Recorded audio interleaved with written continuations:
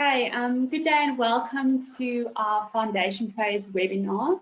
I am just going to give everyone an extra 2 minutes to log in. We're still waiting for a few attendees, so just for everyone to settle in before we start.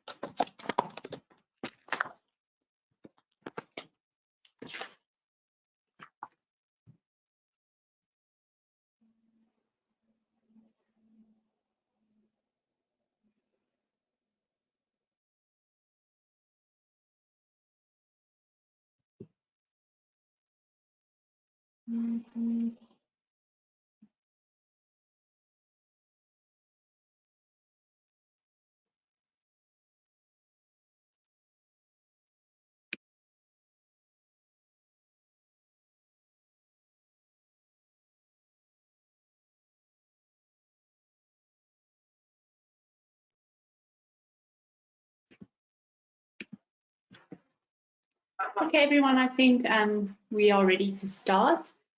So I first want to start off by introducing myself. My name is Nikita Pretorius, and I'm an educational specialist for foundation phase.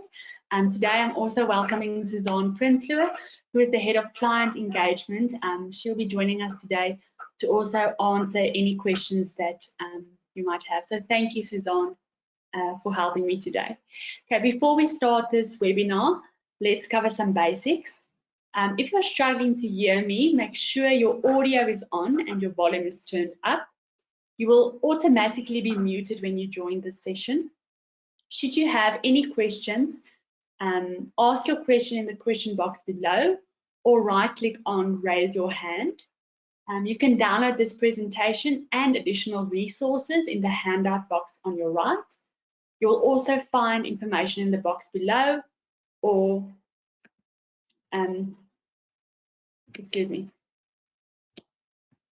or on your right. Apologies for that. And then you can just send us your questions afterwards if you have any questions to info@impact.co.za. Okay, let's move on. So today's focus will be the importance of reading and writing in the foundation phase. This is a very broad topic for the day. It's not specific to one age group in the foundation phase, but I did feel that you would find it valuable as this is two fundamental skills that you will be facilitating in the foundation phase. Okay. So our two discussion points for today is developing writing skills and then reading in the foundation phase. So let's start with developing writing skills. So there's a few building blocks needed before you can start writing. So building blocks for developing writing in the foundation phase is fine motor skill development, the correct pencil grip, pre-writing activities, and then finally writing. So we're going to have a look at all four of these elements and discuss them and see how they fit in to ultimately being able to develop your writing skills. Okay, so fine motor skill development is the first area we're going to look at. Developing muscle groups, small muscle groups in your hand is a fundamental for pencil grip, writing and cutting. All of these skills will be taught in the foundation phase years. Okay, so here's a few practical exercises that you can do with your little one at home in an informal manner to strengthen those small muscle groups in your hands. Okay, so let's have a look at the first one. This is most definitely the first and my favorite is baking activities.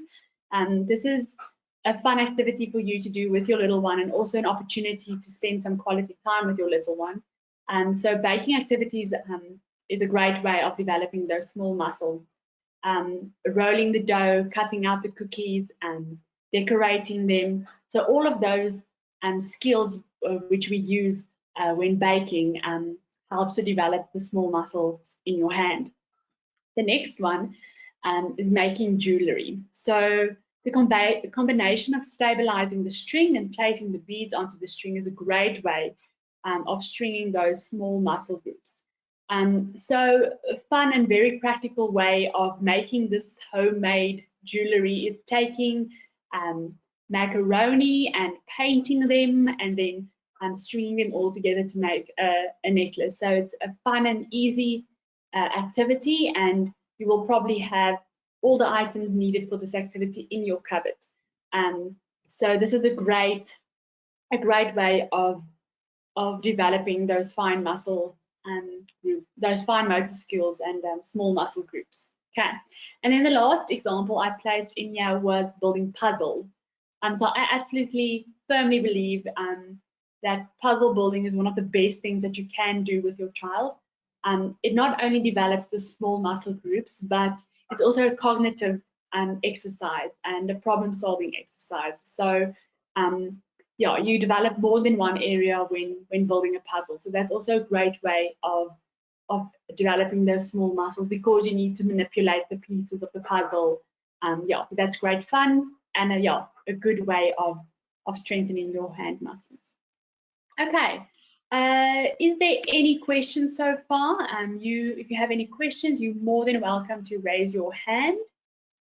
Let's see, is there any questions?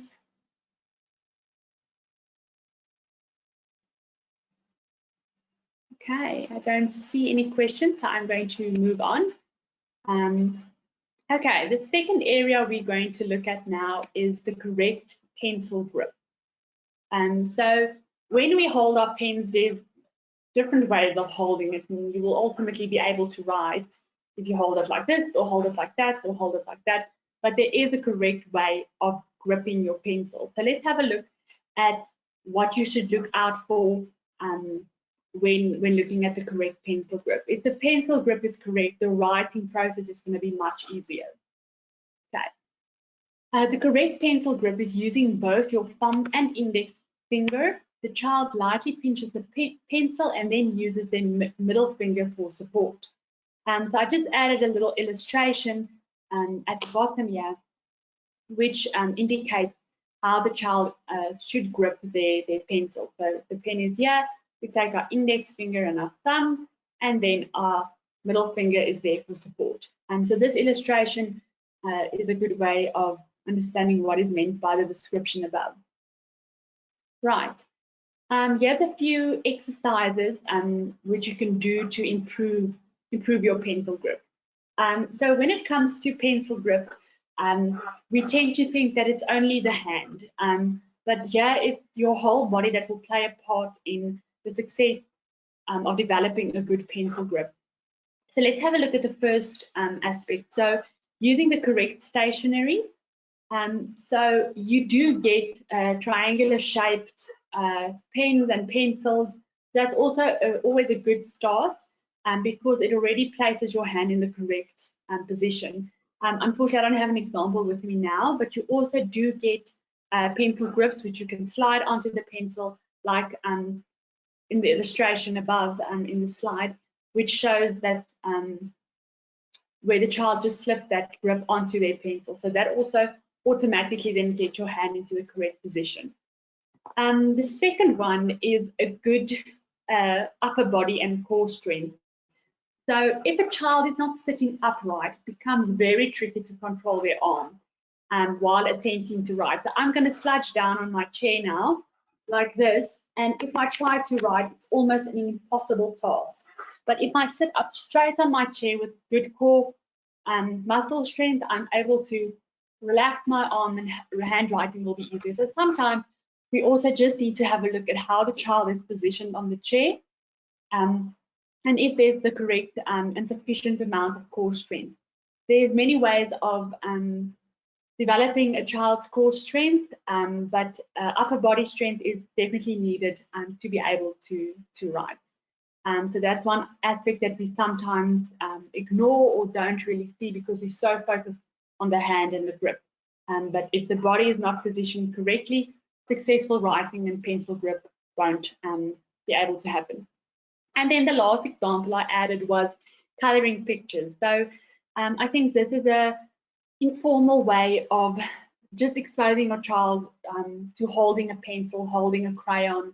You do get triangular shaped crayons, which is a great idea for this instance, where children then color in. It's informal. They don't have the pressure of you necessarily telling them how to hold it. It's just a fun example, and the more exposed they are to writing and holding a pen and coloring, the better. So it's a good way to practice that. So coloring in would be my third tip in the attempt to strengthen your grip. Okay, now we're going to look at the next aspect, and that's pre-writing activities. So pre-writing skills are the fundamental skills children need to develop before they can write. These skills also contribute to the child's ability to hold a pencil and the ability to draw, write, copy, and color. A major component of pre-writing skills is pre-writing shapes. So I will be showing you an example of pre-writing shapes as we move along. Okay, so here's a few activities to develop pre-writing skills. Play-Doh. So whenever we have rolled something in our hands and we need to manipulate it with our hands, it's a good for pre-writing. So Play-Doh is also always a good idea. Sensory trays, an example of sensory tray would be a bowl with cooked spaghetti, and you can throw in a few plastic animals, and the child needs to get out the plastic animals. So there's many ideas, water with bubbles and water toys. So sensory toys are always a good idea. You can use sand and throw in items into the sand. So children have that manipulating with their hands and also have a sensory experience when doing that. Lacing activities, there's different examples of that. It can be beadwork or it can be a lacing card. You can make your own lacing cards by taking a piece of paper and a punch and punching holes, and the child can take a shoelace and lace through this punched card that you've created. Finger painting, and then playing with Lego blocks and building and stacking blocks is also a good way for you to develop these skills. Right, here's an example of a pre-writing activity. These are the pre-writing shapes that I talked about in the previous activity. So with these pre-writing activities, there's different movements. If you look at the first one, it's a rigid up and down, up and down, up and down. And at the next one, it's a loop. So your hand gets used to moving in different directions. So this is very important before you start writing, because this will help lay a foundation for being able to form different alphabet letters. Okay. I just want to double check if everyone is still with me and following the slide with me. So if you can just quickly put up your hands, so I can just check that everybody is still with me. I see those hands. Right. Thank you. Okay, wonderful. I'm going to then move on to our next part. And that is writing. So that's the final part of the 4 steps for writing. Writing is an essential life skill which you will use throughout your life. Writing is vital for learners to develop home and secondary language skills at an early age. So writing is something that is truly a life skill. You will have to write something throughout your whole life. There'll always be a scenario where you need to write something. So this is a fundamental life skill, and that's why I really see it as an important area of development in the foundation phase. Okay, so let's look at the first type of exercise that you get. So this follows after we have spent some time on these pre-writing activities. Then we move over to the alphabet and writing our alphabet letters, sentence formation. So the first type of exercise that we get is the formation of single alphabet letters. As you see on this page, the R has been indicated in numbers. So 1, 2, 3, 1 and 2. So when you work with your learners, try and use the numbers as a guide. It helps them to form the letters correctly. It just makes the process easier for you as well. So 1, 2, 3. Or with a small letter, lowercase letter, it's down and up. So you can even go for a number rhyme, which would be 1, 2, 3, or down, up, round, down, or whatever the case may be, depending on the alphabet letter that you are forming. So if you look at the exercise, in this level of the exercise, the outline of each letter has been given to the child. So the child just needs to copy this on the line. This will help them to start following the pattern and is necessary for, especially in the beginning of these writing exercises. Then we move on to something more complex. So yeah, a child can copy a sentence and then they need to write the sentence without a guideline. So if you have a look over here, they have a guideline for each and every single line given. But here we take away the guideline. So we start by having them practice around on the guideline. So the dinosaur is happy, they copy that. And in the last line on the worksheet, there's no guideline. So by this time, if you've reinforced these type of worksheets, the learner will be able to master this. And the practice run also gives them an idea of what they need to do. Okay, then a last tip I would just like to give you in terms of writing is whenever, especially in the beginning phases of facilitating writing, having this lines is always a good idea. If you look at the middle line, it's usually where lowercase letters end and where the top part of a capital letter would start. So these guidelines and these lines are very important to teach the learner how to write and where to write and how to form a letter. It gives them enough space. It also leaves a space in the middle so that the learner's work isn't cramped up. So if you have a book without any lines, it's always good to put it underneath a blank page so that the learner can trace from there. So this is quite nice and actually quite fundamental when the learner is writing independently, that they still have a guideline to work from. Okay, then reading in the foundation phase. Reading in the foundation phase, so we're going to look at the importance of developing literacy and reading skills, and we're also going to look at a few practical exercises. But before we start, I just want to know, is there any questions? If you have a question, you can raise your hand. We have a couple of hands that's been raised, Nikita. So perhaps we can answer Caroline. Caroline, I've unmuted you.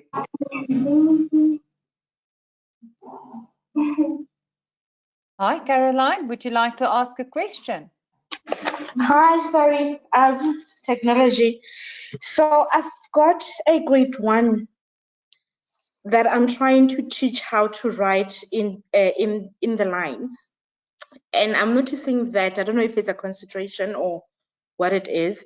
So what he would do is he would write within the lines, and then as he goes by, maybe let's say 6 or 7 zeros, he writes, his handwriting becomes smaller and smaller.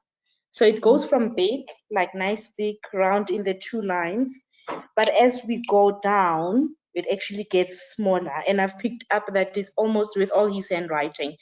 Like we did the lion. So he was writing a lion. So he wrote nicely the first lion, second line, the third one was very small.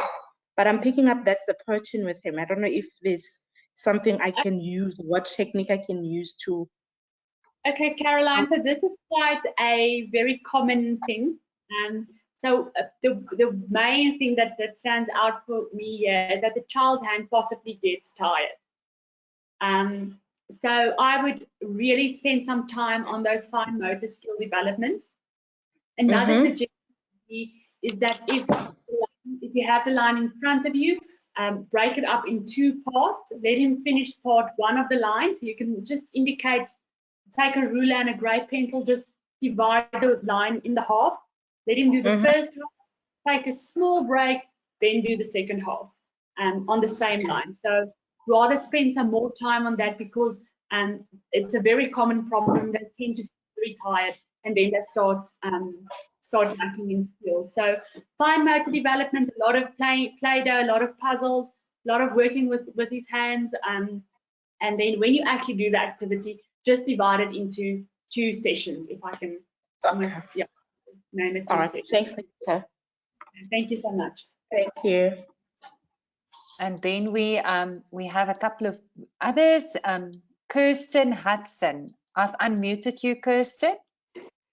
Oh, I don't have any questions.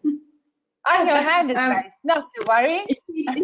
Nikita just said she wants to check if everybody's there, so I raised my hand. Oh, no problem at all. Thank you. Let's see. Farol is saying. Farol, you are muted on your end. Okay, I'm moving on a bit. Klingiwe and Leila.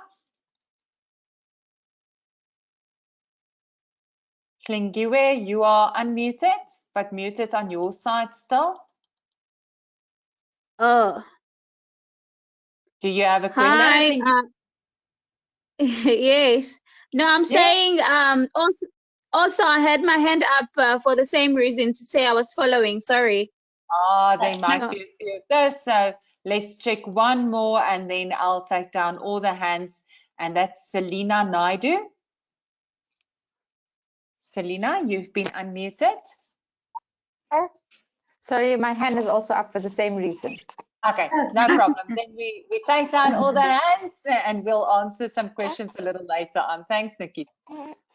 Okay, so I'm going to move on. Thank you, guys. Okay, so let's have a look at, let's just recap on that. So we're going to have a look at reading in the foundation phase, and the 2 discussion points here is the importance of developing literacy and reading skills, and then practical exercises. So before I start with this section, it's a very broad overview. There's a lot of more detail and more information regarding this, but I'm just going to give you an overview of the 2 aspects. Right. So importance of developing literacy and reading skills. The importance of developing literacy. Okay, effective literacy instruction is linked to the parents and teachers' own reading habits. In order to develop a strong literacy, we need a strong role model for reading. And this is actually the #1 tip I can give you. We need to model good reading habits. In an age where and the time we are, we depend on a lot of electronic reading material. Newspapers are not bought anymore because we can access it electronically. We don't tend to buy magazines anymore because we can get it online. So we have e-books, we have audio books, but fundamentally still reading a book or a newspaper or a information leaflet or whatever the case may be is still fundamental to encourage our learners to read. So we are the models for that. So they won't develop a love for reading if we don't have a love for reading. So let's be the models when it comes to that aspect. The ability to read enables the learner to enter a new world where they can explore and educate themselves. It also develops imagination, creativity, vocabulary, and communication skills.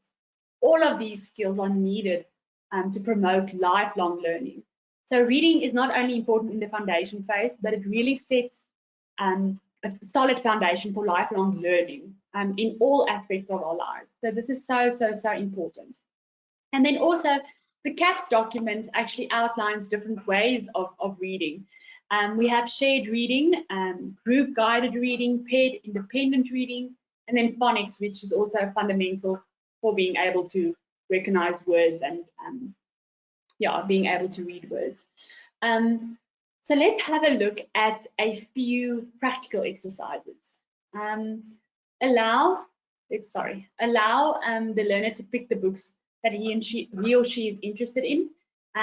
So this really works. What I used to do, I also used to homeschool a child for a few years, and what I would do is I would take him to the exclusive books, and I would tell him he can go pick his own books. So he didn't want to read. Reading was boring. It was really not something he was interested in. But as soon as I gave him the freedom to pick the books and to find something he's interested in, so for an example is he loved Peppa Pig, so he would also pick a Peppa Pig book and he would read the book.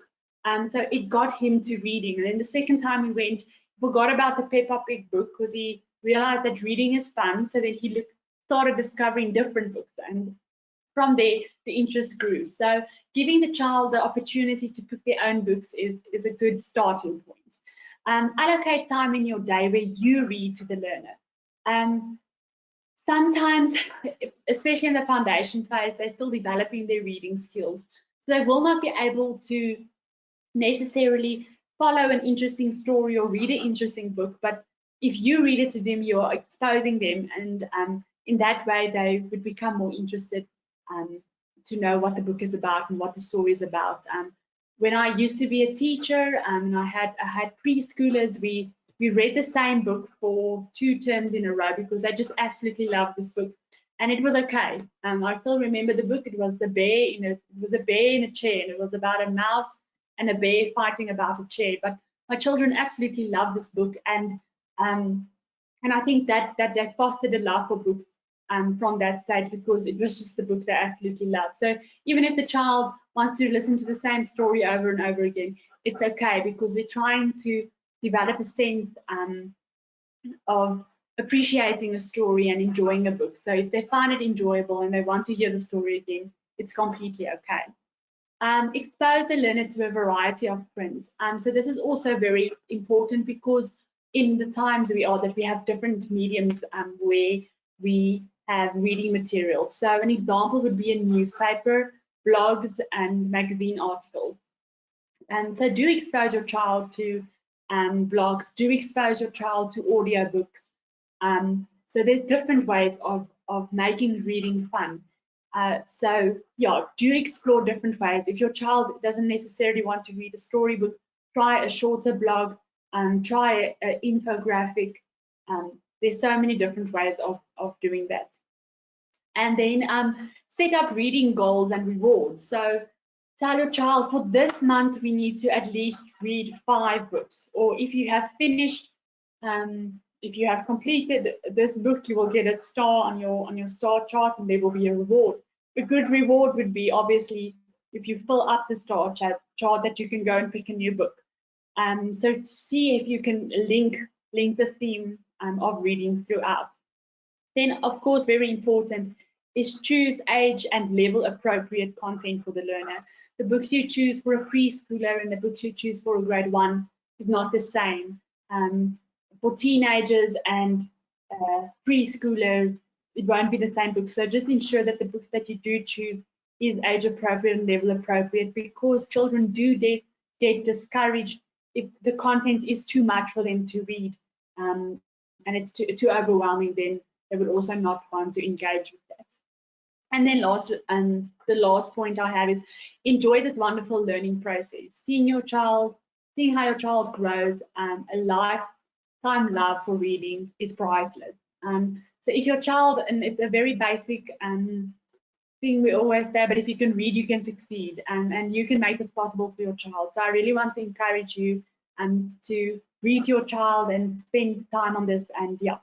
Enjoy the process. That's the most important, because when you start reading, you just open a new world up for yourself, and you can give that to your child as well. So yeah, that is it. Is there any questions that anyone wants to ask me? You can raise your hand. Nikita, I have one that Kim has sent through. Kim Lowe asks, what if the learners turn the letters the wrong way around? Would this indicate a dyslexia, or is it too early to say? So it's a bit early to say if they've only started writing. It's a very common problem you will get with your B's and your D's, with your number 9 and your number 6. If the problem persists, then I would maybe look at getting another opinion. But for the beginning, it's quite a general problem. So the writing process is a process. So if you see by term 3 that the child is still not switching the letters and numbers the correct way, from there on, I think we should get a second opinion. But in the beginning, it's quite a common problem that children do make. Okay. I'm not seeing. We can have a look. Is there any stage? So if someone wants to put up their hand, then I'll gladly unmute them. I do see that Samantha Jack asks a question that's more related to grade 4, but perhaps you can assist. Otherwise, we'll send it on to the academics team. What can I do to encourage a grade 4 who has dysgraphia to read? Yeah, so I think with that, it's a general problem we have is motivating our children to read, especially if it's such a challenge due to that. I think a good way might be is to, what is the child's interest? If the child likes sport or princesses or dragons or whatever the case may be, make sure that you give content in the child's interest.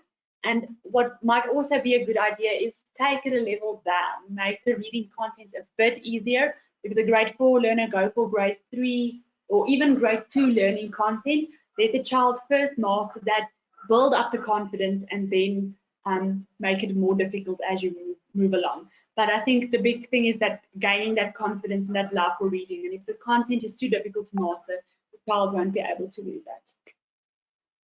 Okay. And then I see Hanifa has a question for us as well. Hanifa, your hand is up. I have unmuted you from our side. You are still muted on your side. If you just unmute yourself, then we can assist. Okay, there we go. There we go. Can you hear me? Yes, we can.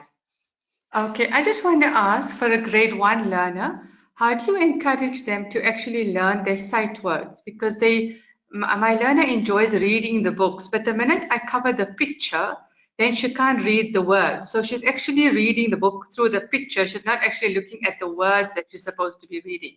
So how do you go about that in the beginner readers? So what would be a good way to do that is take the reading piece and break it up into sight words. You can type it out on little cards, and before the activity, before she reads, go through the sight words with her. So the specific piece that you are doing, only do those words, so that when she comes to the reading piece, that she's more confident, because she has seen the words. So she doesn't necessarily have to read them for you. You can read out the cards for her, and when she gets to the book, it's familiar and she'll have more confidence in terms of that. Okay, all right, we'll give that a try. Thank you.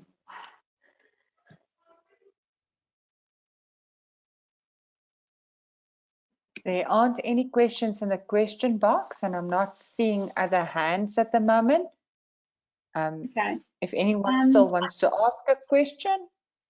I think there's a part of Samantha's question that I see in the question box now, and she just asked if I discourage the reading of ebooks. So just to get to that question, not at all, but I do think it's important to just integrate different types of reading materials. So just to answer that. Yeah, if there's any last questions, I don't see any hands.